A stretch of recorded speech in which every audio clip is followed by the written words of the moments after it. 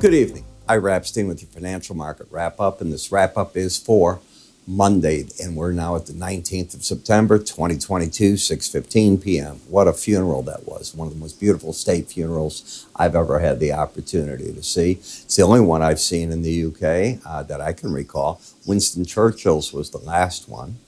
And as you looked at it, you were just taken back by the love the people had for their queen and the office and what it is and how regal.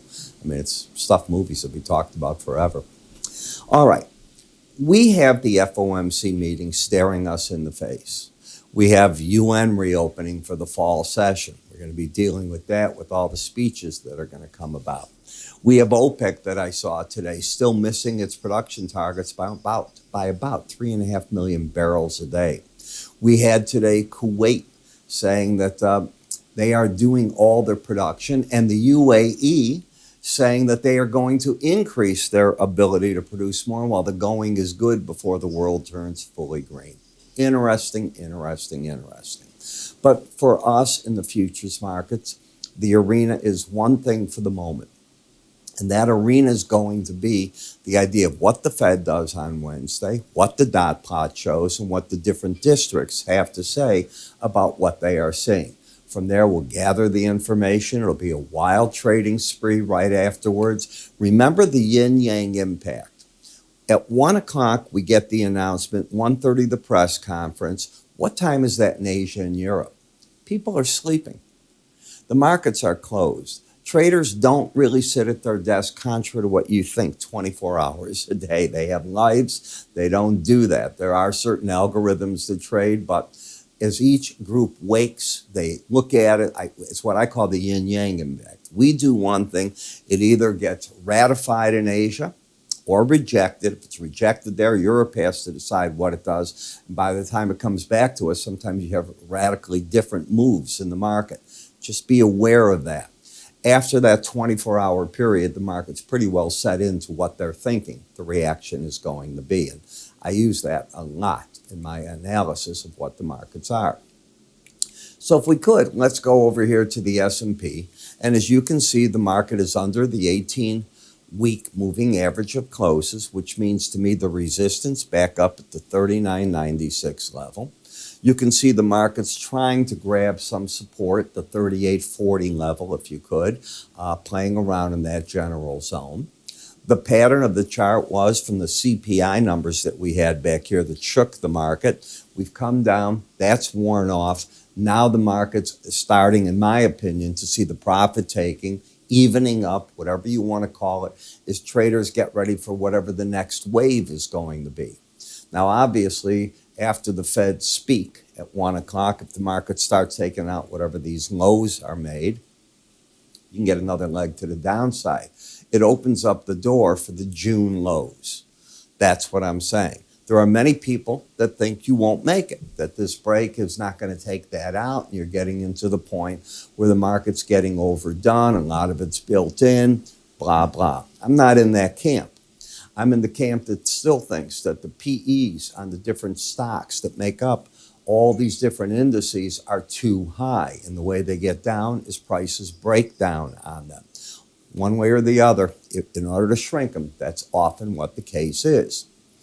Resistance, well, let's assume you rally. You have very formidable resistance at the 18-day average in red and the 100-day, which is the green. Now, if we also take a look here, we had a bearish crossover. I'll show it to you right here. And that happened on Friday. When you get a bearish crossover, normally I expect markets to take out the most recent low. Well, this was the low on Friday, so a lower low. And it did it, and the market snapped right back, as you can see a little bit. Okay, doesn't mean it's changed anything. I'm expecting short covering going into the report. Why not? You've come here from 41.78 to 38.45. Come on, nothing goes in a straight line. Money that's been made probably wants to be locked up and say, okay, now I can take a look and see what the facts are. What else happened? The market went down to the Bollinger Band. You hit the Bollinger Band, you're at the not an embedded reading. I think a problem there. Same thing in the slow stochastics, not embedded. So I'm looking at these markets and thinking to myself, at least, that what we have overall is a market that's oversold, got to the Bollinger Bands, or right on top of them, and the market's going to get a little profit taking. That's all. I'm not saying a change of trend. I don't even know what the trend is other than a swoop to the downside. It's easier to call the trend in the micro mini NASDAQ because you have the lower highs, lower lows. You don't have that pattern in the S&Ps. It too just got very close to hitting the lower Bollinger Band. I'll show it to you right through here. There you go.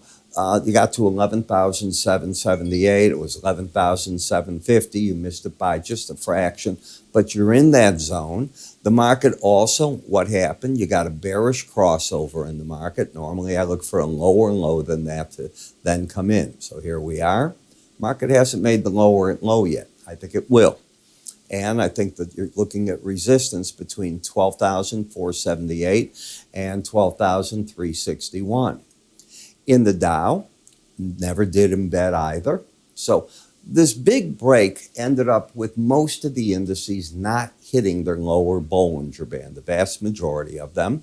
And we're ready for bounces, but you're loaded with resistance between the 18 and the 100-day average of closes. You're not trending here. You have a lower low, higher high.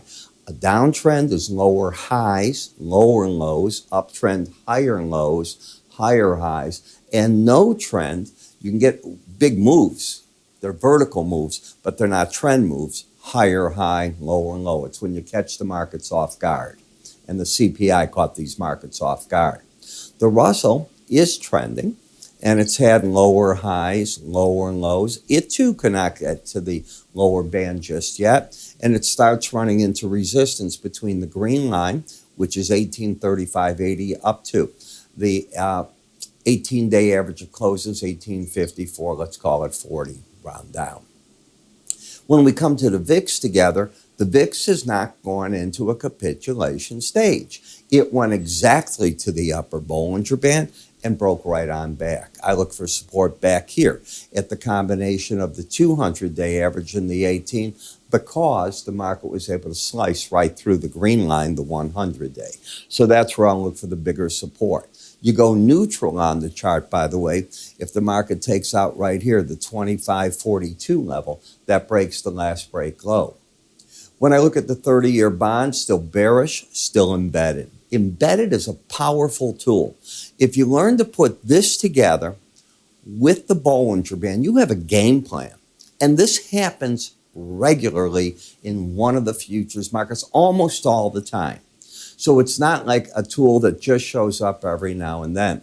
I frankly can't wait. They're coming out with a new option, at least that's what I heard the CME, a press release, where you're going to be able to gamble daily. Is the market going to be up or down? I want to know which market they're talking and so on. Because for me, as you hit Bollinger Bands, I think it's going to be an interesting tool that I might be able to get a play off of. You know, for me, very interesting. You have the embedded reading, the trend down in all these, the 5 years doing the same. The dollar index is suddenly pausing. I could really have this blue arrow from up. I could have two arrows in they should be in red down.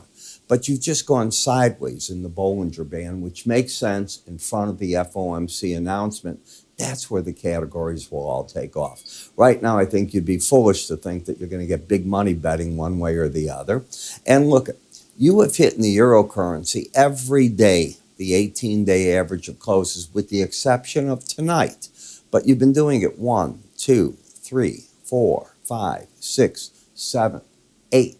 8 days in a row, just shy of 2 business weeks of just drifting in the center of the Bollinger Band on the 18-day average. I teach this formation. You hear me talk about it so often. When that occurs, it's like a spring winding up, ready to go one way or the other. What's the catalyst to let the spring out?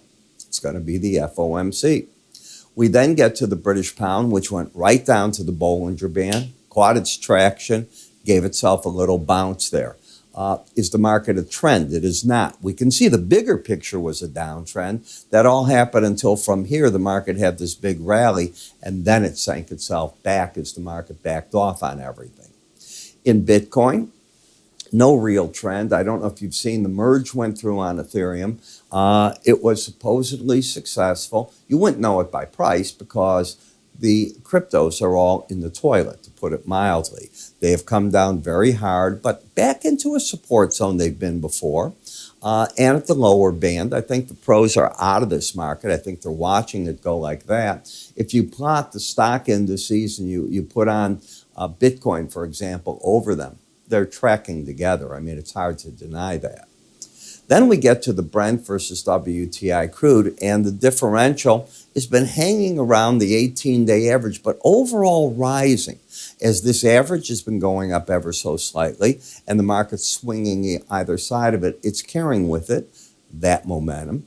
If the market wants to rally, the first big resistance number is the 200-day average, 93.62, to the 18-day average, 93.86. To get there, you have to break the downtrend. The last rally high was right here, 92.84. Get through that, and you go there, you're not trending anymore. Interesting play in the market. Looks to me like it's getting a bit worn out on the downside. That's all that I could say about it. When I look at WTI versus the market, you have a higher high and a lower low. That's not a trend set up in any manner. Rebob gasoline, we had talked, for those of you that took my, or have taken some of my courses, the enhanced Bollinger Band and the like, as the market was down here, I kept telling my traders, you know, I'm suspecting that we're going to get to the point where gasoline has worn itself out on this whole breakdown. There's a point at which it's just not going to go lower. I mean, there's a cost to make it. There's whatever. Driving has been down. I saw the AA come out with their, is it AAA, I think it is? Yeah, AAA come out, not AA. I hope they're not driving. AAA, and they were showing how many less miles Americans drove in August. And I thought that was very fascinating. And we saw that. We saw that in price come down. People responded. Gasoline got too high July 4th, and they just altered things like that. Then we get to Nat Gas. Nat Gas is another market that I think is wearing itself out on the downside. I could be wrong. I'm certainly not bullish here. I think it's wearing itself out. Colder weather is coming. Are you aware that right now we are adding this week, on average, 2 minutes and 47 seconds a day of less sunlight? That's what's going to be in Chicago for, right now. So 17 minutes in rough figures we're going to lose of daylight. And I see it happening because I'm putting out the updates. Outside it used to be nice and bright. It's not going to be. We gather that back in the spring, but now we're getting into the fall. And this is that week where we really lose a lot of time. So interesting factor. It changes. It gets the harvest going. The plants start changing color. All the leaves will change now as they lose the daylight in that. But I don't want you to lose your color. I want you to keep it, and I want you to learn. And one of the ways you learn is learning from people that have something to teach. And I do. If you're interested in learning how to work with the momentum and the Bollinger Band together, my course is there, the Enhanced Bollinger Band course. It's 13 chapters. It's short, not fast, short. Teaches you what's going on. When you get the course, you're able to get my 2 weeks of my advisory services with it as well. They're thrown in. Shows you how I do it every morning with the charts, live time action with it. Because what you learn in the videos is older. It teaches you the concept. Then I bring you right in. For 2 weeks, away you go. And of course, you're always invited to subscribe to the services to see this and my thoughts on the market. Take a look at this. Consider it. I'm Ira Epstein. You have a good day. Welcome. I'm Ira Epstein, and I'm here to talk about my enhanced Bollinger Band course. Now, many of you have taken my regular charting course, and if not, you might think you know something about Bollinger Bands. As you know, Bollinger Bands are an algorithm designed to keep the market trading within it 95% of the time. And on a chart, it will offer on the top part resistance, on the bottom support, and the idea is the market will travel within them. We know that sometimes it latches onto that band, goes up or goes down. Well, how do you play with that? Can you pyramid the positions off that type of thinking? Well, I've applied all three of these into 13 different videos that teach you my concept of it. And from that concept, you're able to work with weekly charts and or daily charts. The 13 videos, each about 7 minutes long. The idea here is not to put you in school forever, but to teach. Now, if you haven't tried my complete futures research, I throw that in as well. Whether you've tried this or not, I think it's worth taking a look at. I think you're going to learn something from there. That research, by the way, covers twice daily market updates for you and access to what I call window envelope numbers, which I think are very important when looking at these Bollinger Bands. The next part is a trial to our charting software so you can make your charts look the same way that mine do. It's that simple. Where do you go with it and how do you get all this? It's simple. You go to our website, www.iraepstein.com. If you go to the word education, everything you need is answered there. You can also call my staff. They'll be happy to help you get set up. I'm Ira Epstein, on the road to your education.